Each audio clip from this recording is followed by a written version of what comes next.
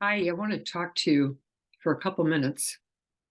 I always say a couple minutes, and I know they go long because I have stories, but about and what happens in an animal communication session.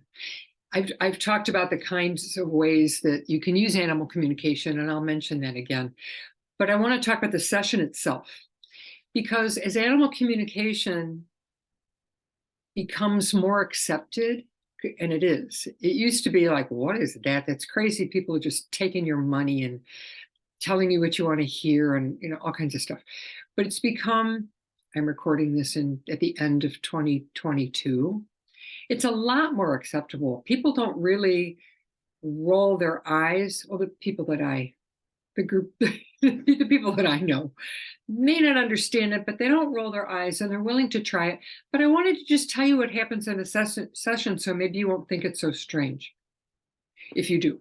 So communicators work in different ways. This is it's intuitive communication. We call it animal communication because that's usually what it's used for, as a human speaking to an animal. But it's really any kind of telepathic, which is a scary word to some people, or just intuitive communication. So, there's many ways of hearing, and there's many ways of knowing, and this is one way, is a quiet way that you don't actually need language. So what happens is you would contact me. It's usually via email through my website, wingedhorsehealing.com. And I would ask you what specifically you were interested in, because I personally don't just have conversations, open, completely ended conversations about what. So there's usually an issue. And so I would ask what that is, like write down what it is you want me to ask your animal about, or tell your animal about, or discuss with your animal. So things like, you're moving, the house is going to be really different, this is what it's going to look like, this is when we're going, or the humans are going on vacation, this is when we're leaving, and I visualize the days of leaving, not just saying dates.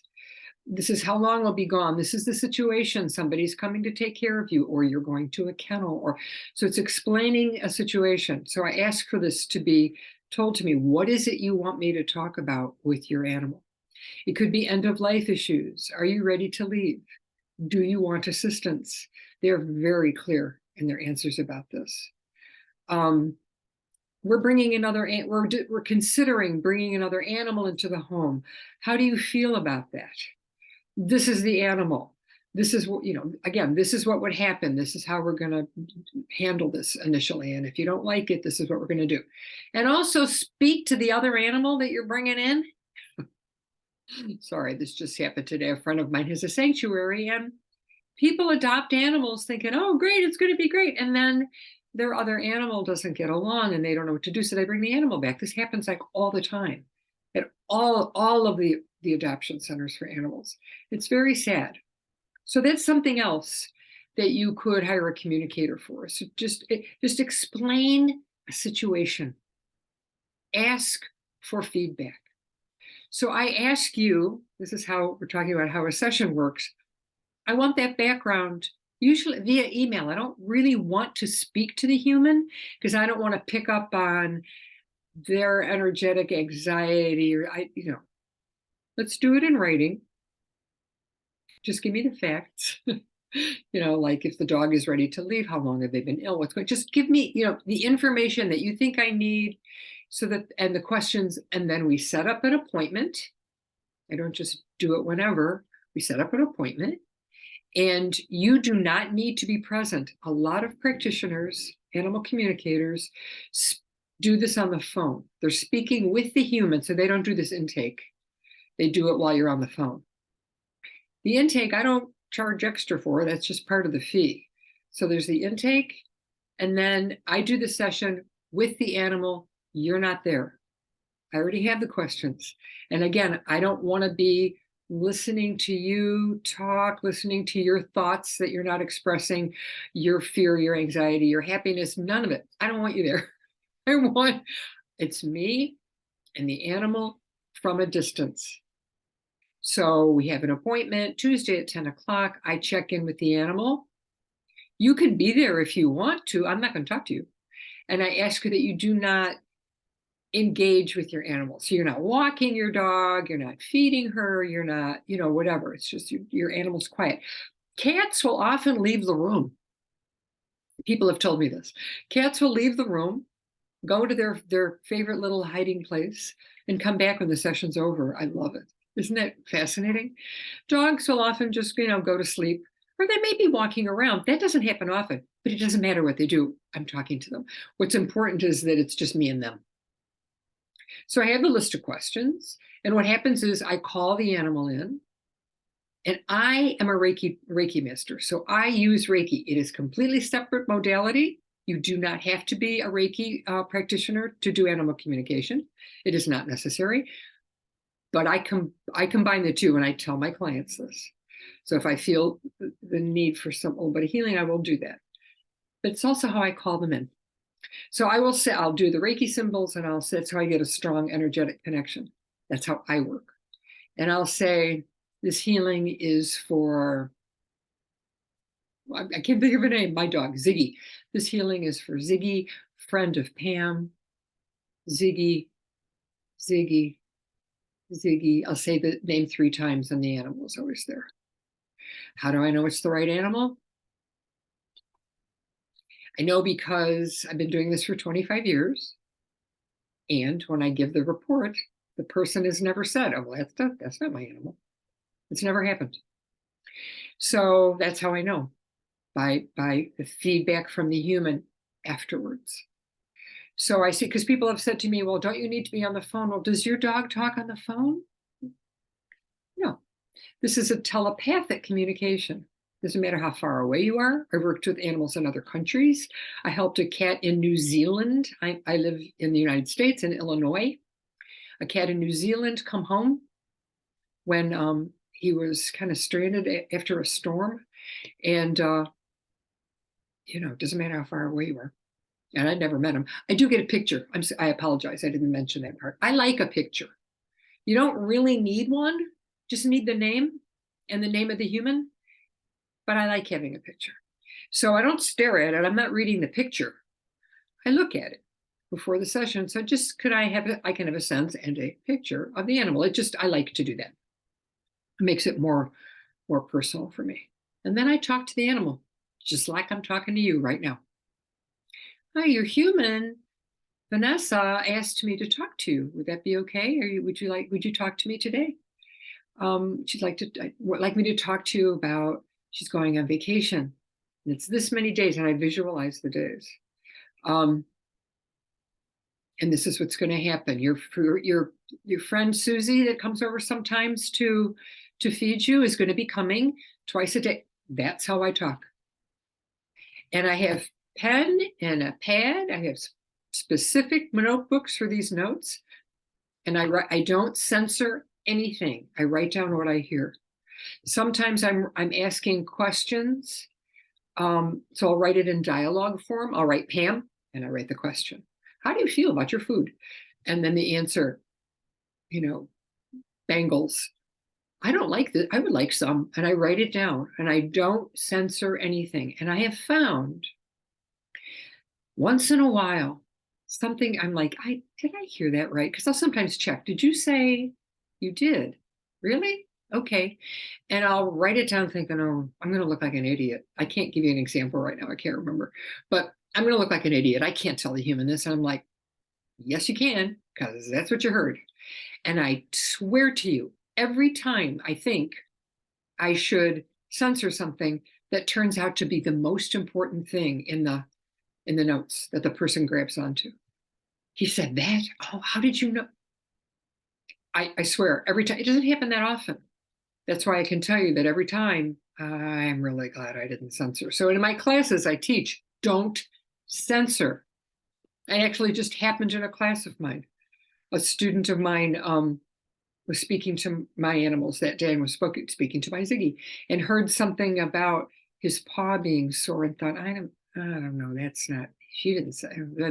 Yeah. And I hadn't mentioned it. It was right. And he almost censored it. And I said, there's the lesson. Do not censor. So I don't censor anything. Go through the whole, I answer, I present your questions, your whatever. And then often the conversation will go elsewhere. That's just my starting point.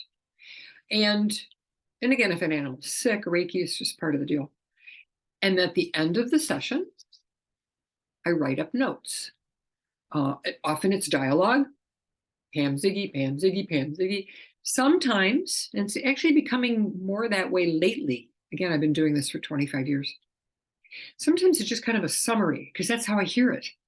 If I don't hear it in dialogue, if I just hear, she thinks that blah, and she'd like to blah, blah, and then I'll write it that way. I'm writing it that way as I'm hearing it. Not in dialogue, but just the information comes in. And sometimes the information just comes before I even ask the question, because they know. I recently had a kitty who I've worked with over the years, and she's elderly. She's a regular client of mine. All of the kitties in the house who are elderly and passing. And this one, her human asked me to come to speak with, not to come, to speak with her. And we had an appointment set up. And I came home from the barn that morning, and I usually start at 10 because I have horses and I don't live with them. So I have to go and feed and come back and take a shower and eat my breakfast. And then my day with the animals, with this business, starts at 10.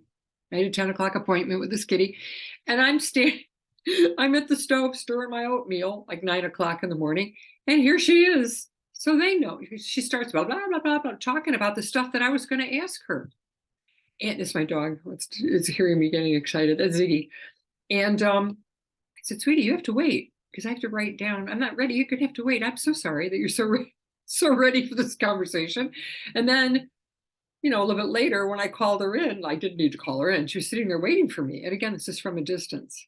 So I hear it in many different ways. I usually use language. So you can tell I'm a talker.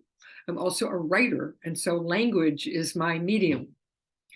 Other practitioners use visuals, and some have written books saying that's the only way you can communicate with an animal is through pictures. And I'm like, that's just so silly. Why would you say that? So I use pictures. I sometimes receive in pictures as part of the session, but primarily I hear language. So that's how a session works. I hope that's clear. I get intake information from you, and I invite people up to the very last minute. If you need to add something before a session, like if I'm working with an animal who's ill and something went on that day, I check my email right before I start a session. I do the session, and then either right after or shortly thereafter, I may have another session back to back. But within a few hours, you're going to get my transcript of the session. And again, I email that.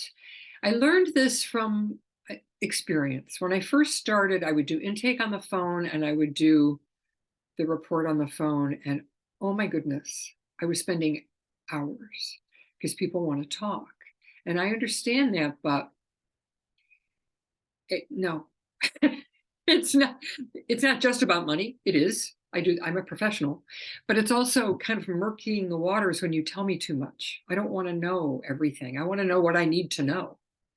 And then I'll give you the notes. And if you have questions, by all means, email me back. And occasionally I'll say, let's hop on the phone. So I'm experienced enough that I know what's appropriate and where to step in and what you need, and I will take care of your needs. So that's how my sessions work. I'm not talking to the person while it's happening. I very rarely do them in person. If a group wants me to come, like sometimes a barn will be having a party, a holiday party or something, and I'll walk around. I mean, people have set up appointments, and I'll do much shorter sessions with no Reiki, talking to each animal. And they like that, notes, and you tear it off and you give it to them. I will do that. I actually didn't do that for years because I didn't hear well that way. I hear better from a distance, or it's quiet. It's just me and the animal, and it's quiet. But now I can kind of do it in the middle of a train wreck. I can hear them. So I hope that covers everything. This always go longer than I expect. But I just wanted, no, I didn't cover the most important thing. How does it work? I have no idea. People ask me how Reiki works. That will be another conversation I will do soon. I don't know how it works. I don't know. I believe that we are all one. We are all energetically connected. We are one organism. I really do believe that. That's why it's so crazy when we hurt each other, because we're hurting ourselves, including the earth. The earth is part of it, of this ecosystem. If you don't want to see us as cells in one being, at least we are all in one ecosystem. We rely on each other. We affect each other. And so we hear each other. And no, your dog does not know English. Well, yeah, they do. They know a lot of words. But I mean, they're not speaking to me in English. So I'm translating into English. Someone in Japan would be translating into Japanese. Other people would be translating into Spanish. The animal isn't speaking that language. I'm translating it. And so that's one of the important things that a communicator needs to learn, and that I teach, is how to get your head out of there so that you know that it's the animal you are hearing. And it's an art form. I was doing this work. I was hearing the animals for 2 years while I was doing Reiki sessions. And occasionally, if I heard something really big and important, I would tell the person I heard this. But I did not put I did not put animal communicator on my business card for 2 years until I was sure that what I was hearing was coming from the animal, or that if I wasn't sure, I could check and be sure of the answer. So I do not know how it works. I know that it does, because I've been doing it for so long, and people will go, "That's her voice. You got it down. How did you?" I didn't know. I didn't know ahead of time. I knew by talking to your animal. So I think that's covered everything for now. And it's not woo woo to me. It's like normal. We're all born with this ability. Some of us just have more ability than others, and some of us like dedicate our lives to it. It's like anything else. It's a practice, and I'm doing it daily. So with my own animals, not just with clients. I don't work with clients every day, but I work with the squirrel sitting on a post. Hey, what's going on? So it's an art form, and it's a practice, and I've been doing it a really long time. So I'm confident in my ability.